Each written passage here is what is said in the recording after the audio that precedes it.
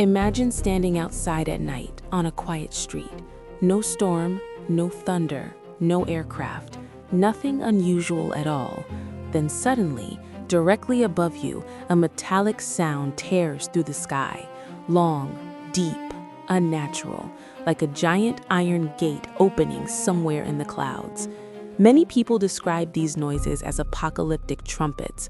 Others said it sounded like a massive metal ship scraping against the atmosphere. The strangest part is that the phenomenon was never tied to just one country.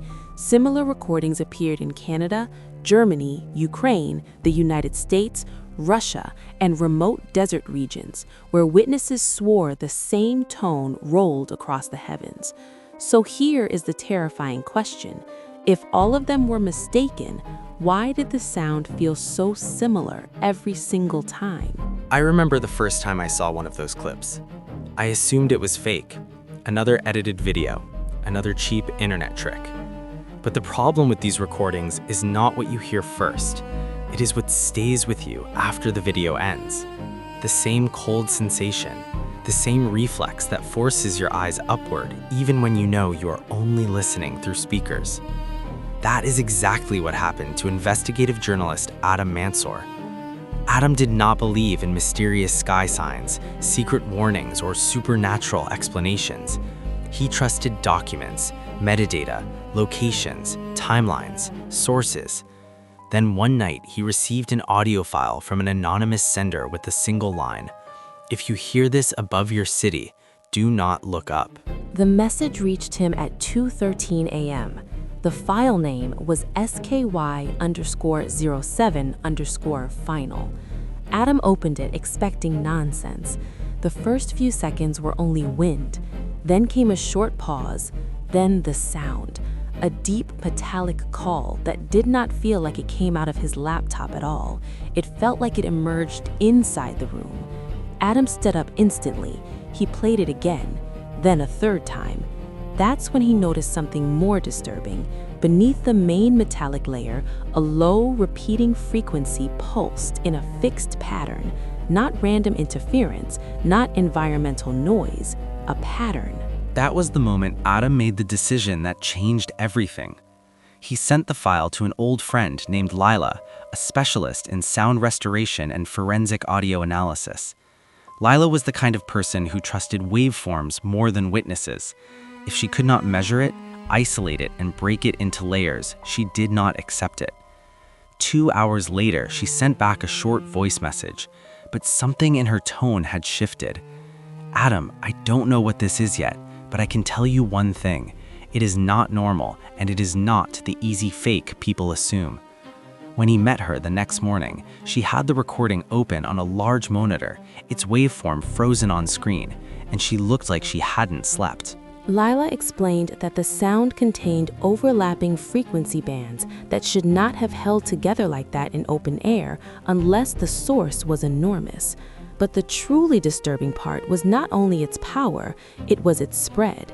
It behaved less like a sound from a point source and more like an entire section of sky had resonated at once. Worse still, some of the bends in the waveform looked physically wrong, as if the air itself had deformed for brief moments. Adam gave a weak laugh and asked what that even meant. Lila answered with chilling calm.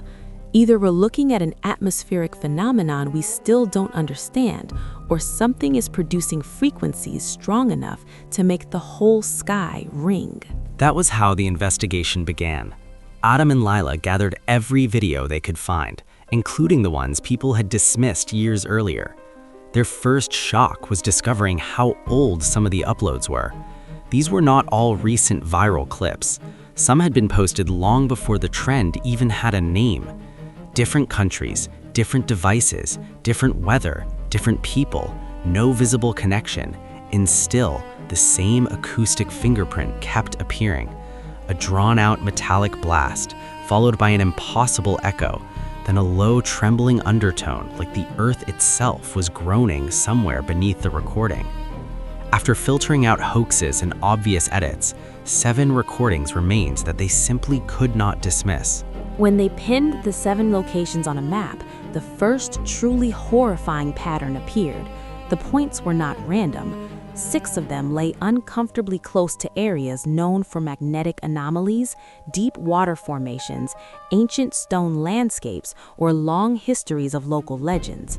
The 7th point was near a forgotten stretch of desert in northern Egypt, not far from a region where Bedouin families had an old phrase for the place. They called it the land of the long breath, because on certain nights, according to local stories, the sky itself seemed to moan. Adam froze when he heard that name. When he was a child, his grandfather once told him about a night in the desert when he heard a horn being blown inside a mountain. Adam had always dismissed it as folklore meant to frighten children. Now those old words began to fit into a shape he could not longer ignore. So Adam and Lila decided to travel to the region, not because they truly expected to hear anything, but because neither of them could walk away anymore. A few hours before departure, another email arrived from the same anonymous sender. This one was even shorter than the first. Next time, it won't be a recording. The road was long, empty, and strangely silent. Lila carried sensitive recording gear, magnetic field readers, and backup storage. Adam kept checking cameras, batteries, tripods, and notes, trying to act calm. They arrived before sunset. The place was too quiet, not peaceful, heavy. Even the lack of birds felt wrong. They met an elderly Bedouin man who agreed to guide them toward the area older generations had avoided. The moment he understood why they had come, he stared at them for a long time and said, "If you hear it, do not try to find where it comes from. You won't. And if you do, you will never rest again." That night, they set everything up. Directional microphones, a field recorder, 2 cameras, a magnetometer. Time passed slowly. 11 p.m., midnight, nothing. Adam began to feel embarrassed, as if he chased a myth across a desert. Even Lila's confidence started to fade until the magnetic reading jumped once, then settled. 3 minutes later, the air changed. It didn't become colder or stronger. It became heavier, as if the pressure around us had shifted. Lila slowly raised her head and said, "Do you hear that?" Adam answered, "No, but something feels wrong." Then it happened, without warning. No lightning, no storm front, no visible source. A sound descended from above us, but not from one point. It was everywhere at once, as if the entire sky had transformed into a gigantic metallic instrument. One long note, then another shorter call, then a low, violent vibration that made Adam feel the inside of his chest tremble. Lila dropped to one knee, gripping her headphones as the frequency shook through her body. The camera shivered on its mount. The small fire died instantly. Adam looked upward, and for a fraction of a moment, saw thin cloud lines moving in slow circles, as if something immense was turning high above the atmosphere. But the worst part was not the sound itself, it was the echo. Because the echo did not return from the hills, it came back from below them, from beneath the ground. Lila forced herself to speak and said, "Adam, the analyzer, check the screen." On the live frequency display, 2 response lines were rising at the same time, one source above, another below, perfectly synchronized, as if something in the sky was answering something underground, or the other way around. The sound was not a single event, it was a conversation. Then every device began to fail in its own way. The compass spun, the digital watch froze then restarted, the camera monitor filled with horizontal distortions. The main recorder captured a new frequency layer that human ears could barely detect. Lila put on the headphones, then tore them off as if they had burned her. Adam shouted, "What is it?" She answered, half collapsing, "There's a voice inside the sound." Adam thought fear had finally broken her, until he listened himself. Beneath the giant metallic note was a slower, pulsing structure, almost like speech, not in any language he recognized, but with unmistakable intention. At that moment, the elderly Bedouin guide ran towards them, shouting, "Turn it off! Shut the equipment down now!" Adam shouted back, "What is happening?" but the old man refused to look up. He said, "You thought you were recording it. Sometimes recording it makes it come closer." The sentence sounded insane, but it came too late. The third blast struck harder than the first two. The sand vibrated beneath them. The air in front of them shimmered briefly like heat distortion in the middle of the night. Then, for the first time, they saw a shape. It was not a clean object, not a craft with edges like in films. It looked more like a massive distortion hanging in the air, something whose outline formed only for seconds before collapsing again. Every time the tone deepened, the shape became more defined, then faded. Lila was crying without realizing it. Adam tried to stabilize the camera, but the image caught only broken light and warping shadows. Then the fourth sound came, and this time it didn't arrive from above. It surged up from the ground beneath them, very close, as if a huge, hollow chamber existed under the desert floor. That was the moment they understood why old stories said the sky answers the earth. A narrow crack opened in the ground beside them, and freezing air escaped from it, cold in a way that made no sense in that desert night. Lila lowered a sensor and discovered that the underground signal almost matched the atmospheric signal perfectly, with only a slight phase difference. One seemed original, the other seemed reflected. And that was the first real truth. What people around the world had been hearing might not be from the sky at all. The atmosphere might simply be acting as a colossal amplifier for something older, deeper, and already beneath us. Then, all at once, everything stopped. The sound vanished, the clouds relaxed, the pressure normalized. The sky became ordinary again. For several minutes, neither Adam nor Lila spoke. Then they reviewed the data, and what appeared in the waveform made their blood run cold. The repeating pattern they had treated as low-frequency distortion was not random.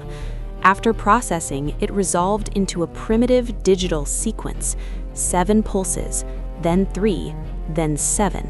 And after that, coordinates. The coordinates pointed to a location not far from where they stood, near an ancient rocky formation. The Bedouin guide refused to go there. He told him his ancestors knew the place and avoided it for generations. "They said there's a door there," he whispered, "and it should never be opened." Adam, being who he was, could not stop. At dawn, they reached the site. On the surface, it looked like nothing but ordinary rock and sand, but Lila's readings showed a large geometric void beneath their feet. Not a natural cave, something organized, something constructed. As they moved closer, they heard the same note again, very weak this time, coming from below the ground. Slow intervals, like the breathing of something vast and sleeping. Adam scraped away small stones near a narrow fissure, and when he exposed part of a smooth surface beneath the sand, he understood they were standing over the ceiling of something buried, something incredibly old, yet unnaturally intact. The material was smooth in a way that did not belong there.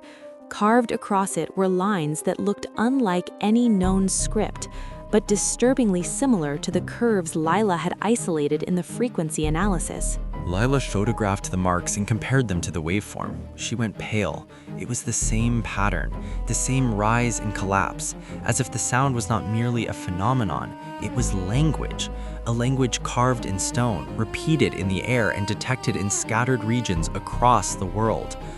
That raised the question that broke the investigation wide open. If there was one ancient source beneath the desert, why were similar sounds being captured in so many countries? Were there more sites, a network, multiple doors? Or were we living above a structure far larger than we had ever imagined? When they returned to the city, they chose not to publish immediately. The material they had would either make them famous or destroy their credibility forever. So they tested parts of it quietly. A geologist said the subsurface vibration pattern made no natural sense. A communications specialist said the hidden signal structure resembled response logic more than noise. An archaeologist took one look at the symbols and became visibly uncomfortable. He admitted that shapes disturbingly close to them had appeared in separated ancient cultures with no known contact, always attached to one recurring idea: the time when the sky speaks. On the night they finally decided to release their first report, the third email arrived from the anonymous sender. One sentence only: "You are far too late." Attached to it was a short surveillance clip recorded inside an abandoned underground train station somewhere in Europe. No open sky, no wind, no rooftop, just an empty concrete tunnel.